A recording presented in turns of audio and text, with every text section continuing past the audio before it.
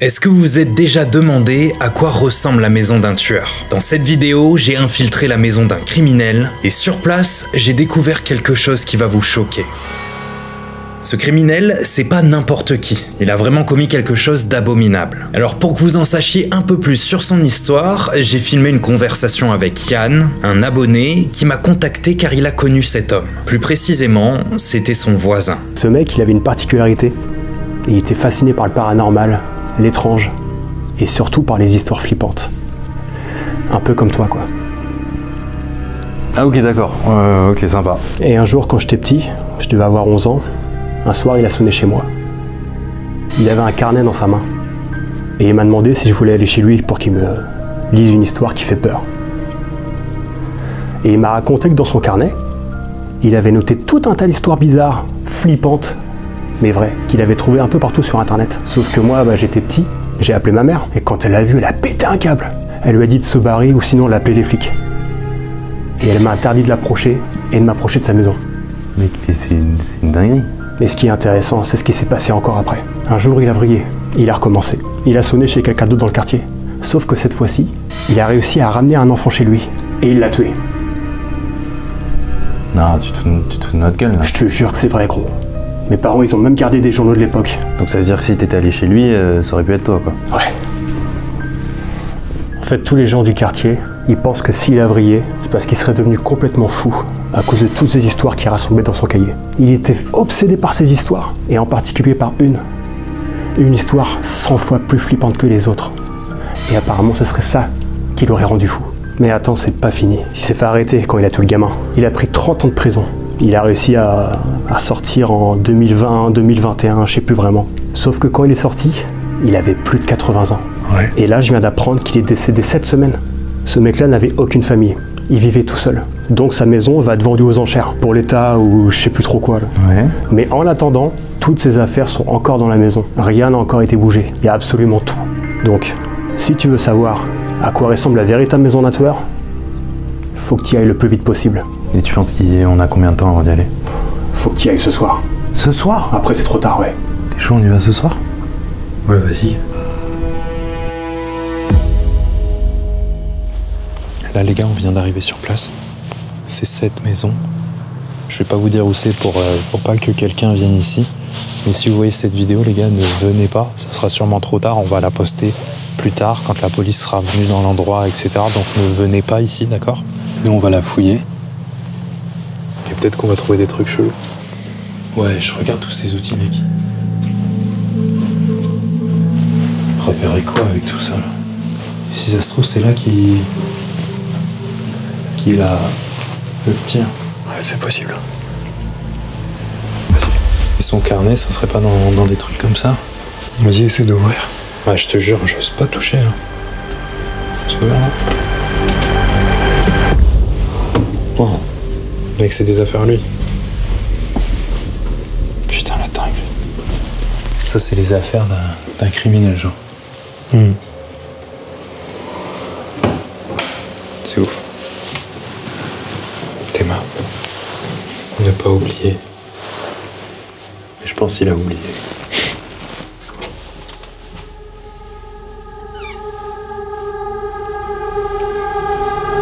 Oh mec. Ouais, je sais quoi.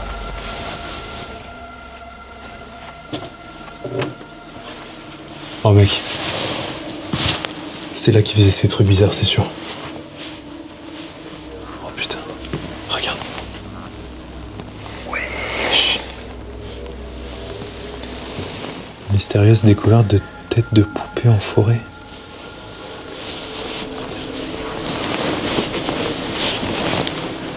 Waouh, regarde. Wesh. Des journaux au mur.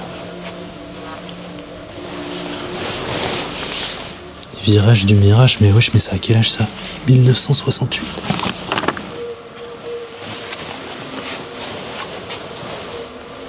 C'est sûr, son carnet doit être dans cette pièce. Ouais, son carnet, il est là, faut qu'on le trouve. C'est là qu'il mettait toutes ces histoires. Un bout de corps étrange retrouvé, un pied retrouvé dans une zone isolée. Mais mec, des symptômes inquiétants avec les yeux de certains patients.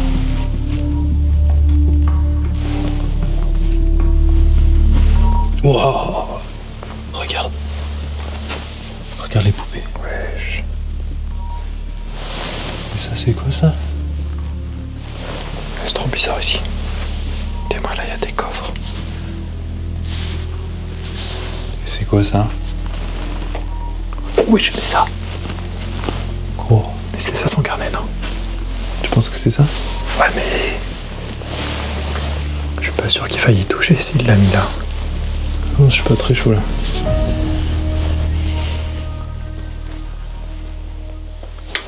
Wesh.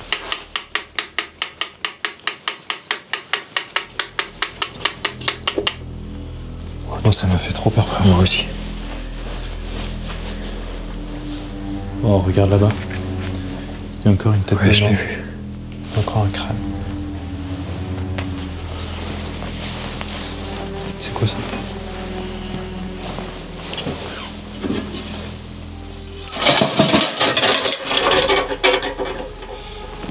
Tu penses que c'est ça? Wesh.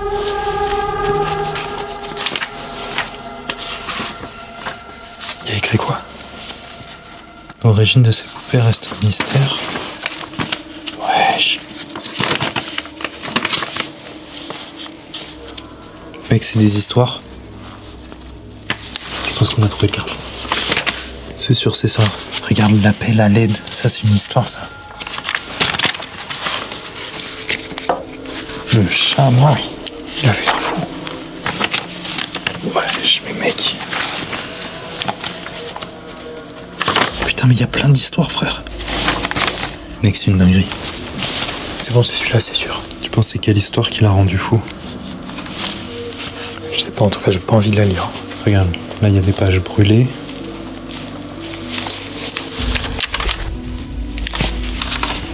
Regarde, il y a des pages qui sont arrachées. Je pense que c'était là l'histoire de ouf. Bah, s'il les a arrachés, c'était peut-être celle-ci, ouais. T'es chaud, on en lit? On pose la cam, je me mets là, je raconte les histoires. Mec, ça peut être une dinguerie. Si ça se trouve, c'est les histoires les plus flippantes qu'on ait jamais vues. C'est des histoires qui...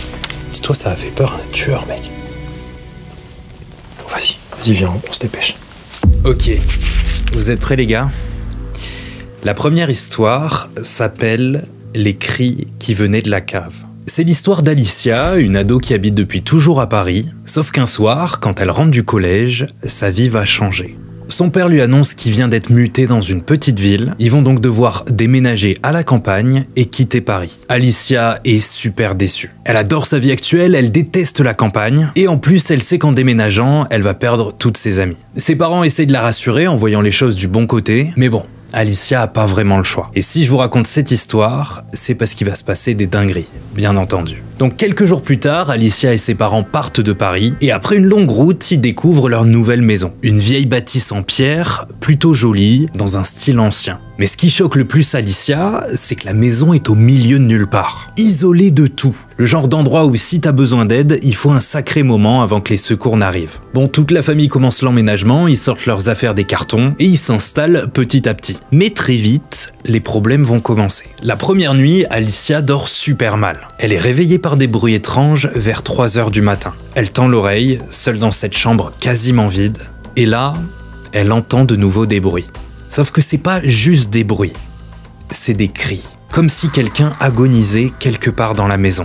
Elle fonce alors dans la chambre de ses parents, sauf qu'ils ont pas l'air d'avoir entendu parce qu'ils sont encore en train de dormir. Elle les réveille en panique, leur dit d'écouter, mais il y a plus rien, il y a plus aucun bruit. Le père d'Alicia la rassure en lui disant qu'elle a sûrement fait un cauchemar, que c'est la maison qui doit lui faire un peu peur et qu'il n'y a pas de raison d'angoisser comme ça. Alors Alicia retourne se coucher. Et le lendemain matin, le père d'Alicia vient la voir pour lui annoncer un truc. Il doit faire un aller-retour à Paris pour le travail et sa mère va l'accompagner parce qu'elle doit récupérer quelques affaires qu'ils ont laissées dans leur appartement. Donc Alicia va devoir rester seule pendant les 2 prochaines nuits dans la maison. Alicia, c'est une ado, donc il n'y a rien de choquant à ce qu'elle reste un peu toute seule, mais vu le cauchemar qu'elle a fait la nuit dernière, elle demande à son père si elle peut pas changer de chambre parce que celle où elle est actuellement la rassure pas du tout. Son père accepte, il y a plusieurs chambres dans la maison, donc autant qu'elle en profite et qu'elle en choisisse une où elle se sent bien. Et ses parents s'en vont.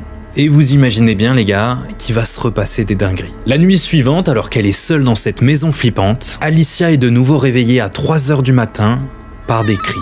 Des cris horribles. comme si quelqu'un appelait à l'aide. Cette fois-ci, elle se pince pour être sûre de pas rêver, mais elle en est sûre, elle est bel et bien réveillée. Sauf que cette fois, les cris continuent. Alicia est terrifiée, je vous rappelle qu'elle est seule dans cette maison, et là, toute la nuit, jusqu'au petit matin, au lever du soleil, les cris vont continuer. Autant vous dire qu'Alicia n'a pas réussi à fermer l'œil de la nuit, tellement elle avait peur. Bon, c'est le lendemain, il fait jour, mais Alicia, elle ose pas appeler ses parents parce qu'elle se dit qu'ils l'ont pas cru la veille et vont forcément pas la croire aujourd'hui. Mais elle a une idée. Alors elle sort dehors, elle marche jusqu'à la maison voisine la plus proche, et elle toque à la porte. En fait, elle veut parler aux voisins. Une vieille dame lui ouvre. Alicia lui explique que c'est la nouvelle voisine qui vient d'emménager juste à côté. Elle commence à discuter et Alicia lui demande si elle a pas des informations sur l'ancienne occupante de sa maison. Et ce qu'elle va apprendre ne va pas du tout la rassurer. La voisine lui raconte qu'une vieille dame vivait dans cette maison depuis un paquet d'années. Mais malheureusement, elle est décédée à cause d'une mauvaise chute qu'elle aurait fait dans les escaliers de la cave. Bon, Alicia est choquée et elle décide de pas poser trop de questions, elle a pas envie de se terroriser encore plus. Alors elle la remercie et elle retourne chez elle. Elle est épuisée à cause de sa nuit blanche, alors elle en profite pour aller se coucher pendant qu'il fait encore jour. Mais encore une fois,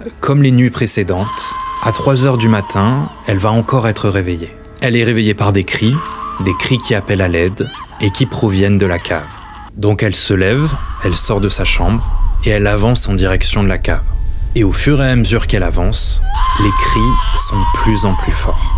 Elle ouvre la porte de la cave, descend les escaliers qui mènent au sous-sol lentement, et une fois en bas, les cris s'arrêtent. Il y a un silence complet. Alicia, elle a le cœur qui bat à 100 à l'heure. Tout à coup, elle entend du bruit derrière elle. Et elle se retrouve face à une vieille dame en décomposition qui est en train de ramper vers elle. Alicia est terrorisée. Elle se rend compte qu'elle est en face du fantôme de la vieille dame qui est morte dans cette cave et elle sait pas quoi faire, mais elle essaye de la raisonner. Elle lui dit « Tout va bien madame, je vous veux aucun mal, vous êtes décédée, vous devez essayer de trouver la paix. » Sauf que le fantôme continue de gémir et il se rapproche de plus en plus d'Alicia.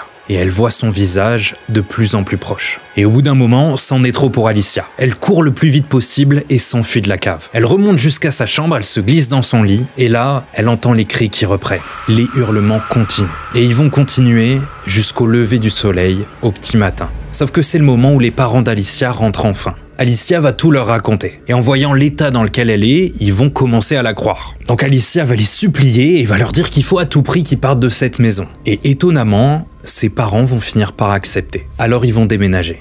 Aujourd'hui, au moment où Alicia raconte cette histoire, elle dit qu'elle repense souvent à ce qu'elle a vécu cette nuit-là dans la cave. Et souvent, elle a des frissons en se disant qu'aujourd'hui, il y a sûrement une famille qui habite dans cette maison, avec cette vieille dame qui hante encore la cave. Par contre, un truc qui est bizarre, c'est que ses parents n'arrivaient pas à entendre les cris la nuit. Alors, d'après Alicia, c'est pour une raison simple, c'est qu'elle ferait partie des gens qui arrivent à voir le monde invisible et qui sont beaucoup plus sensibles que les gens normaux à ces choses-là. Et que c'est pour ça qu'elle ne pouvait pas rester dans cette maison. Je sais pas ce que vous en pensez les gars, je trouve cette histoire incroyable. Alicia a géré de fou, elle a eu le courage de descendre dans une cave où il y avait des cris abominables, même si tout ça n'a malheureusement pas porté ses fruits. D'après le cahier, Alicia a raconté l'histoire sur internet et c'est là que le propriétaire l'a notée pour la mettre là-dedans.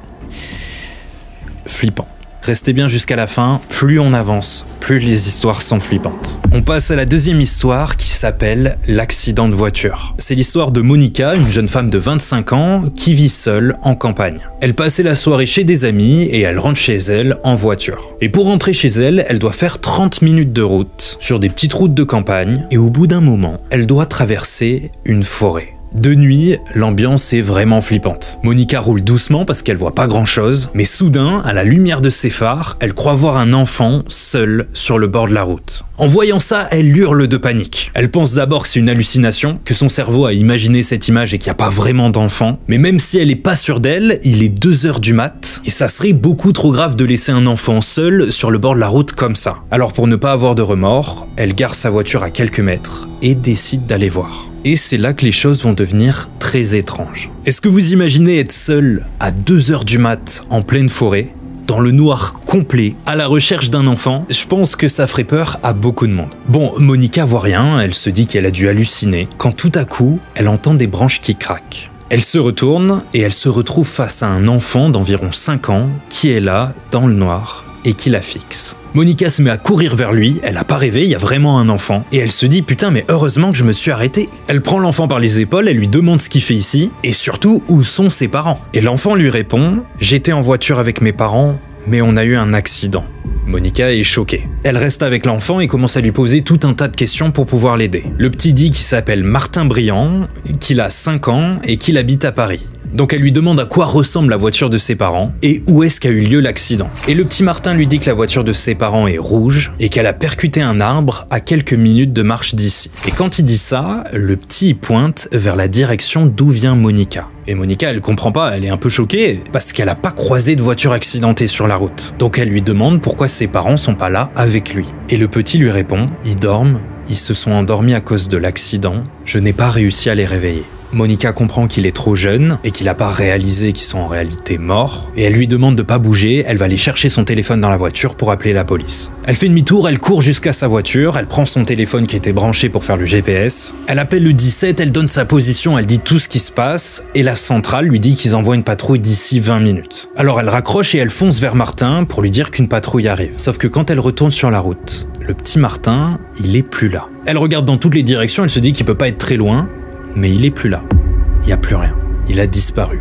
Monica, elle s'en veut, elle se dit « Putain, mais j'aurais dû le faire venir avec moi dans la voiture. Il doit être traumatisé par ce qui vient de se passer, il est parti se cacher dans la forêt. » Mais pour se rassurer, elle se dit que dès que la police va arriver, ils vont chercher à plusieurs, ils vont forcément le retrouver. Et 20 minutes plus tard, après ce qui lui semble être une éternité, la police arrive enfin.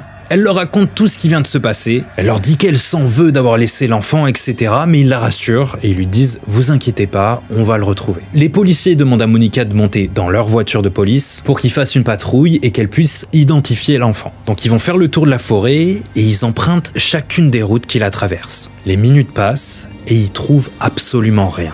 Et après plus d'1 heure de recherche, la police commence à se poser des questions parce qu'ils voient pas non plus la voiture accidentée, la voiture rouge dont le petit parlait. À la limite, un enfant peut disparaître, il peut se cacher derrière un arbre, mais une voiture qui a eu un accident, c'est pas possible. Alors un des policiers commence un peu à s'énerver et il demande plus de détails à Monica. Et elle répond, elle sait juste que la voiture est rouge, qu'elle est encastrée dans un arbre et que à l'intérieur, il y a les 2 parents du petit. Donc le policier lui demande si elle a pas le nom ou le prénom du petit garçon. Et Monica répond que oui, il s'appelle Martin Briand. Les policiers se retournent vers elle, choqués, les sourcils froncés. Monica, elle comprend pas leur réaction, elle leur demande ce qui se passe. Il y a un des policiers qui commence à s'énerver et qui dit à Monica « Ce que vous faites là, c'est très grave, on va vous foutre une amende. » Monica, elle comprend pas. Et là, il y a l'autre policier qui prend la parole, et ce qu'il va dire va vous choquer les gars. Il y a bien un accident qui s'est déroulé dans cette forêt, et une voiture rouge a été retrouvée encastrée dans un arbre, et il s'agit bien de la voiture de la famille Briand. Par contre, il n'y a pas que les 2 parents qui ont été retrouvés morts dans cette voiture. À l'arrière de la voiture, leur fils de 5 ans a été retrouvé sans vie. Et cet accident a eu lieu il y a 2 semaines. Là, pour Monica, c'est le flou total, elle comprend rien. Pourquoi les flics parlent d'un accident qui a eu lieu il y a 2 semaines? Elle a vu le petit Martin ce soir. Donc elle insiste, elle dit « Ok, on se comprend pas, il faut continuer les recherches. » Sauf que le policier lui coupe la parole, il lui jette un regard terrifiant, il se tourne vers ses collègues et il dit que toutes ces informations, elles ont été diffusées dans le journal local. Et il dit que Monica, ça doit être une de ces malades qui cherche à tout prix l'attention de la police et qui raconte n'importe quoi. Ils finissent alors par la déposer à sa voiture et Monica insiste encore, elle dit « Mais je comprends pas, on cherche un enfant là !» Et la police lui dit que si elle continue, ils vont l'emmener au poste et ils vont lui mettre une amende. Alors Monica arrête et les laisse partir. Elle reprend sa voiture, elle rentre jusqu'à chez elle, sans vraiment comprendre ce qu'elle vient de vivre. Et quand elle raconte son histoire, Monica admet qu'il lui a fallu beaucoup de temps pour comprendre que ce qu'elle a vu dans la forêt n'était pas le petit Martin, mais bel et bien son fantôme. Et le seul endroit où elle a réussi à raconter cette histoire sans avoir honte, c'est sur internet, là où le propriétaire de cette maison l'a écrite dans son cahier. Je sais pas ce que vous en pensez, c'est hyper étrange, mais en tout cas, ça fait froid dans le dos. Et je vous rappelle les gars, plus on avance dans la vidéo, plus les histoires font peur. Alors accrochez-vous. La 3e histoire s'appelle La prison. C'est l'histoire de Julien, un mec qui s'est retrouvé en prison avant d'avoir 30 ans, parce qu'il s'est fait choper en train de vendre des substances illégales. Je peux pas trop dire le mot, mais vous m'avez compris. Et l'histoire est assez ouf parce qu'elle se déroule en prison. Ça se passe aux États-Unis. Julien, quand il arrive en prison, on le met dans une cellule. avec un autre détenu. Et le détenu avec qui il va devoir partager sa cellule s'appelle Rémi. Bon, c'est moi qui ai donné des noms aux personnages parce que les noms sont rayés dans le cahier. Ils sont censurés, mais j'imagine que c'est des noms américains, mais vas-y, on va leur donner des prénoms français. En arrivant dans sa cellule, Julien, il trouve son codétenu un peu étrange. Il ressemble vraiment pas au prisonnier type. Genre l'image du gangster classique. Il est relativement gentil, il est souriant et il est un peu frêle. Julien se présente, il dit qu'il est en prison à cause d'une histoire de substances illicites, et en retour, il demande à Rémi pourquoi est-ce qu'il est en prison. Sauf que Rémi ne veut pas lui répondre. Il dit que ce qu'il a commis est beaucoup trop abominable et qu'il refuse d'en parler. Julien trouve ça vraiment bizarre, il dit qu'en prison, c'est la base de dire un peu ce que t'as fait et de demander ça aux gens, et qu'il y a plein de gars qui ont commis des meurtres qui osent en parler. Donc il trouve ça un peu bizarre. Je sais pas si vous savez, mais en prison, tous les jours, les prisonniers ont droit à des balades dans la cour centrale de la prison. Donc à ce moment-là, Julien il discute avec les autres détenus. Et il en profite pour demander des infos sur Rémi, son codétenu. Sauf que les réponses qu'on va lui donner ne vont pas lui plaire. Les autres prisonniers ne savent pas vraiment ce qu'a fait Rémi. Et personne ne sait vraiment ce qu'il a fait pour se retrouver là. Mais par contre, ils ont tous plus ou moins une théorie. En gros, Rémi aurait fait des dingueries, mais vraiment des énormes dingueries, les gars. Le genre de truc que je peux pas dire ici, sinon je vais me faire bannir la vidéo, voire même la chaîne YouTube. Et ces théories sont plutôt crédibles, parce que Rémi est condamné à perpétuité. Ça veut dire qu'il va finir sa vie en prison. Mais en tout cas, ce qu'il a appris, c'est que toute la prison considère Rémi comme un mec super instable. Alors Julien reste très prudent, en particulier quand il est seul avec Rémi dans sa cellule. Mais plus le temps passe, et plus il a du mal à le cerner. Parce que contrairement à ce qu'on lui dit dans la prison, Rémi se montre toujours super gentil et même un peu attentionné envers Julien. Il a l'air de bien l'aimer. Mais tout va très vite changer. Un matin, les deux prisonniers se réveillent. Rémi s'approche de Julien et il lui dit « Il faut que je te dise au revoir parce que je vais bientôt sortir d'ici. » Julien il comprend pas, il lui dit « Mais qu'est-ce que tu racontes? T'as pris perpète, tu vas finir tes jours en prison. » Mais Rémi insiste et il lui dit « Si, crois-moi, je vais bientôt être dehors. » Donc Julien lui demande subtilement s'il a prévu de s'évader, mais il répond que non. Et là, Rémi s'approche et commence à lui chuchoter à l'oreille. « Tu sais, j'ai jamais vraiment voulu te dire pourquoi je suis en prison. C'est parce que ce que j'ai commis est vraiment beaucoup trop horrible. Mais c'est pas moi qui ai voulu faire ça, on m'a demandé de le faire. Un démon m'a demandé de le faire. Et il m'a dit que si je le faisais, il allait devenir mon protecteur et allait s'assurer que je mène une vie incroyable. » En entendant ça, Julien il se dit que Rémi est complètement fou. Le genre de détraqué malade qui tue des gens et qui s'en rend même pas compte. Et il flippe un peu parce qu'il se dit peut-être qu'il est en train de vriller et qu'il peut devenir dangereux d'un moment à l'autre. Mais Rémi reste calme et continue de lui parler. « Le démon m'a dit cette nuit qu'il allait enfin me sortir d'ici. Je serai bientôt dehors. » Bon, Julien est choqué d'entendre ça et c'est totalement normal. Alors dès qu'il en a l'occasion, il va parler à un gardien de la prison et il lui demande si c'est prévu que Rémi parte bientôt. Sauf que le gardien répond que non, pas du tout. Il est bien condamné à perpète et il va finir sa vie dans cette prison. Donc à ce moment-là, Julien se dit que Rémi est complètement fou. Sauf que 3 jours plus tard, au réveil, Julien raconte qu'un gardien a ouvert leur cellule et a demandé à Rémi de le suivre. Et pendant plusieurs jours, Julien n'a eu aucune explication. Il va rester seul dans sa cellule jusqu'à ce qu'un nouveau prisonnier arrive et devienne son nouveau compagnon de cellule. Julien est complètement perdu, là il comprend plus rien, parce que s'il y a un nouveau mec dans sa cellule, ça veut dire que la place de Rémi est officiellement libérée et donc il est plus dans la prison. Mais après ça, Julien va passer 4 ans dans cette prison, sans plus jamais entendre parler de Rémi. Julien n'était condamné qu'à 4 ans de prison, donc le jour de sa libération finit enfin par arriver. Et lorsqu'il sort de la prison, un homme en costume l'attend à la sortie. Et ça, c'est pas normal. L'homme s'approche de lui en disant qu'il est huissier, qu'il travaille pour un dénommé Rémi, et qu'il est ici pour lui remettre cette enveloppe. Julien l'ouvre et voit la lettre suivante. « J'ai beaucoup aimé passer une partie de mon séjour en prison avec toi. Tu es quelqu'un de bien et j'espère que ton retour à la vie normale se passera bien. Voici un petit coup de pouce pour t'aider à t'en sortir. » Et avec cette lettre se trouvait un chèque de 100 000 $.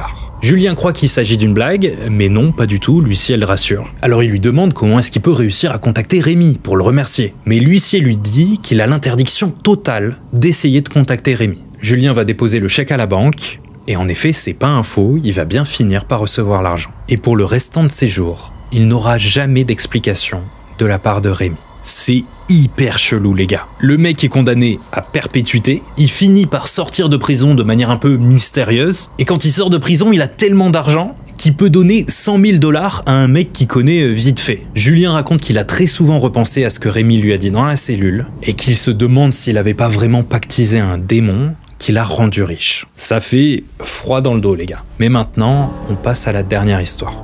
et c'est ma préférée. Cette dernière histoire s'appelle La porte fermée à clé. C'est une histoire qui est racontée par deux jeunes garçons qui sont au collège. Ils s'appellent Martin et Alexandre.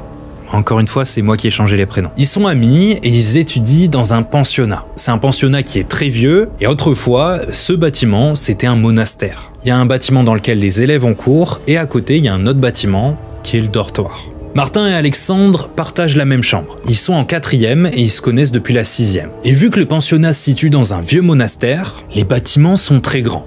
Et il y a une règle. Les élèves n'ont pas le droit d'aller au 3e étage. C'est juste que le 3e étage du dortoir, il est en ruine. Mais les collégiens, ils aiment bien en parler. Ils aiment bien s'inventer des histoires qui peuvent se passer au 3e étage. Et en fait, au fond de cet étage, il y a bien un seul truc. Il y a une porte en bois. Et en fait, cette porte, elle fait beaucoup parler les jeunes parce que personne ne sait ce qui se trouve derrière. Mais c'est vrai que c'est bizarre, il y a quoi derrière cette porte? Et dans le pensionnat, la nuit, souvent, ils se racontent tous des histoires.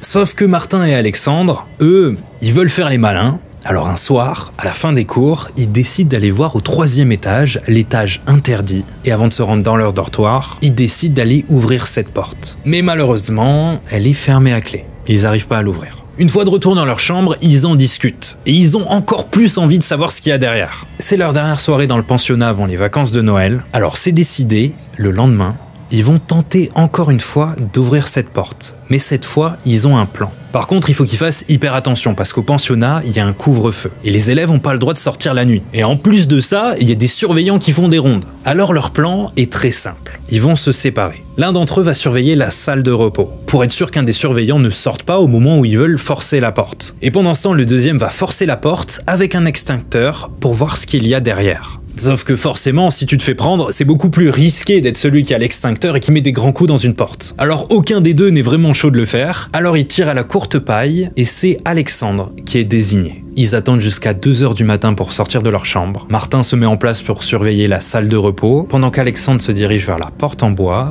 pour tenter de la forcer. Martin est en place, il surveille la salle de repos, il attend.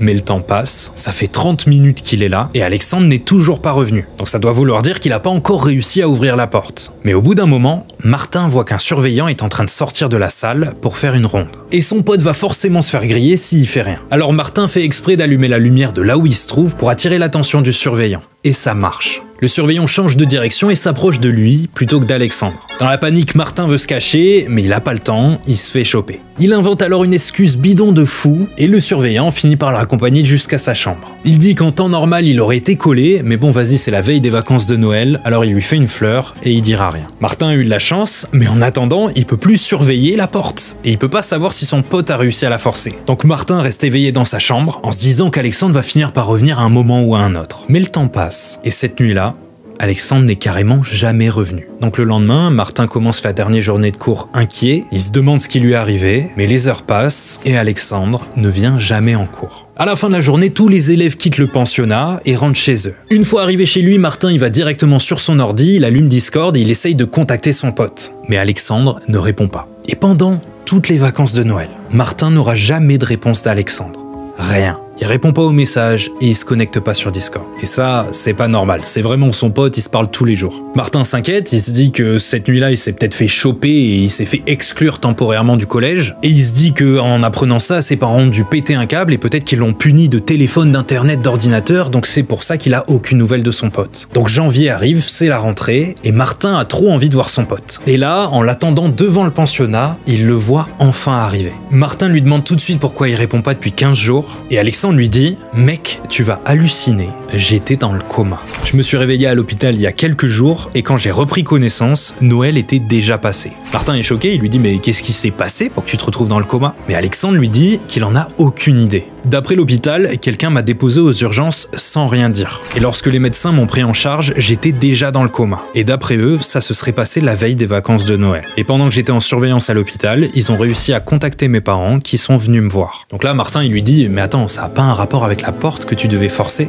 Et il lui demande ce qu'il a vu là-bas ce soir-là. Peut-être qu'il a vu une dinguerie. Mais Alexandre lui répond « De quoi tu parles, mec ?» Et il rajoute une info. Depuis son réveil, il a plus aucun souvenir de ce qui s'est passé. Martin lui parle de leur plan, de quand ils tirent à courte paille, etc. Il a aucun souvenir. Il dit que ses derniers souvenirs remontent à peu près à mi-décembre. Alors Martin demande à Alexandre de le suivre et il dit « Attends, on va revoir la porte, peut-être si tu la visualises, t'auras les souvenirs qui remontent. » Il l'amène à l'étage interdit, mais une fois là-bas, il découvre que la porte n'est plus là. L'encadrement de la porte a été bouché par des briques, l'accès est condamné, il n'y a plus rien. Martin en est maintenant sûr, si Alexandre est tombé dans le coma ce soir-là, ça a forcément un rapport avec cette porte. Il pense qu'il a dû réussir à rentrer dans cette pièce et qu'il a vu quelque chose qu'il aurait jamais dû voir. Et malheureusement, nous, on saura jamais ce qu'il a vu. Qu'est-ce que vous en avez pensé, les gars? Mettez-moi une note pour chaque histoire dans les commentaires, ça m'intéresse de ouf. Et en attendant, il y a encore plein d'histoires dans ce cahier, donc dites-moi si vous voulez un autre épisode où je lis d'autres histoires. N'oubliez pas de vous abonner si ça vous a plu, et moi je vous dis à très bientôt. Et si t'as kiffé toutes ces histoires flippantes, j'ai déjà sorti 2 vidéos comme ça sur ma chaîne, alors fonce les voir.